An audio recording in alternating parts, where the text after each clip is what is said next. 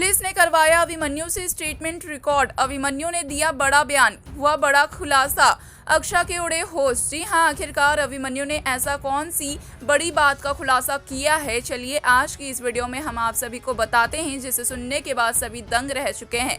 लेकिन उससे पहले ये बता दें कि ये सारी बातें बेबुनियादी नहीं है। ये सारी बातें ऑन लोकेशन शूटिंग के दौरान पाई गई खबरों पर आधारित है, यानी कि आने वाले एपिसोड्स में कुछ ऐसा होते हुए आपको नजर आ सकता है। तो जरूर से ही इतनी मेहनत के लिए वीडियो को लाइक कर दीजिए और चैनल पे अगर आप नए हैं तो एक छोटी सी रिक्वेस्ट रहेगी कि चैनल को सब्सक्राइब करके पास खड़े घंटी बटन को दबा दीजिए। तो चलिए दोस्तों, शुरुआत करते हैं, जहां पे हम आप सभी को बता दें कि अवनव की मौत के लिए अभिमन्यु को जिम्मेदार ठहराया गया है।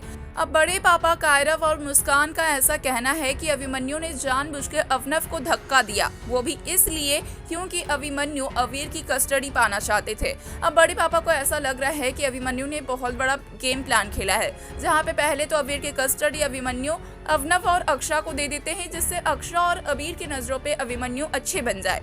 और फिर अभिमन्यु कोशिश करते हैं कि अवनव को रास्ते से हटा दे, अवनव की जान लेने की कोशिश करते हैं, ताकि एक बार फिर से अवीर की कस्टडी अभिमन्यु के पास आ जाए। और जब अभिमन्यु के पास अवीर की कस्टडी होगी तो अक्षा के पास जब कोई नहीं होगा तो दौड़ी दौड़ी अक्षा अभिमन्यु के पास आ ही जाएगी।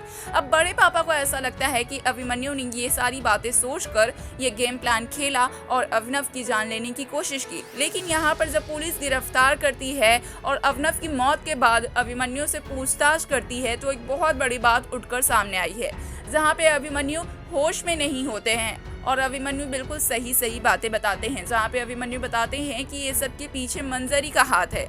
जी हाँ, बिल्कुल सही सुना आपने। अभिमन्यु ये कहते हुए नजर आए हैं कि मेरी माँ से गलती हो गई, मेरी माँ ने मेरे लिए, मेरी खुशियों के लिए इतना बड़ा काम किया, पर वो बहुत नादान है, उसे नहीं मालूम है कि उसका बेटे कहाँ खुश रहेगा, उसका बेटा किसी की जान लेके, किसी का दिल दुखा के खुश नहीं रहेगा। और ये गलती मेरी माँ से हो चुकी है, उसके लिए मेरी माँ को माफ़ कर दे। और भी कई सारे स्टेटमेंट देते हुए नजर आए हैं। पहले तो अभिमन्यु नहीं बताते हैं, लेकिन जैसे ही पुलिस उन पर वार करती है और फिर वो बेहोशी की हालत में होते हैं तो फिर वो सारी सच्चाई को उगल देते हैं और साथ ही माफिया भी मांगते हुए नजर आते हैं मंजरी की ओर से। जी हाँ, बिल्कुल सही सुना आपने। तो चलिए बताते हैं कि आखिरकार मंजरी ने ये गेम प्लान कैसे खेला।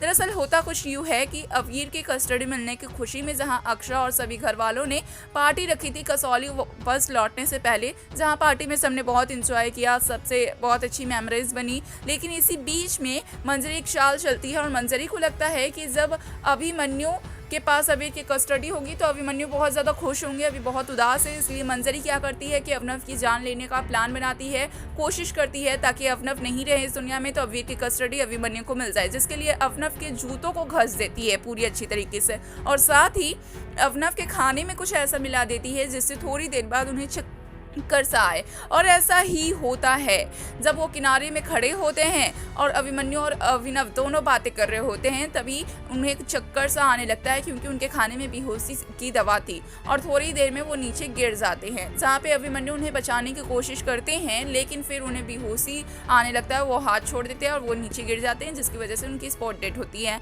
जब अभिमन्यु कर रहे थे अवनव की ऑपरेशन की तैयारी, तभी मंजरी को फोन पर ये सारी बातें करते हुए सुने हैं अभिमन्यु। लेकिन अभिमन्यु कुछ भी नहीं बताते हैं, क्योंकि उन्हें लगता है कि ये इल्ज़ाम उन्हें अपने सर पे ले लेना चाहिए, उनकी माँ को बचाना चाहिए, क्योंकि आखिरकार उनकी माँ ने अपनी ममता में आकर ही तो ये सब किया है। लेकिन जब अब पुलिस के डंडे पड़े हैं तो अभिमन्यु ने सारा स्टेटमेंट रिकॉर्ड किया है। अब ये सब सुनकर अक्षा पूरी तरीके से दंग है। वेल, अब देखना होगा काफ़ी इंटरेस्टिंग कि अक्षा मंजरी को क्या सजा देती है और क्या बड़ा फैसला लेती है। क्या लगता है आपको, हमें कॉमेंट्स के जरिए जरूर बताएं। साथ ही चैनल को सब्सक्राइब करना ना भूलें।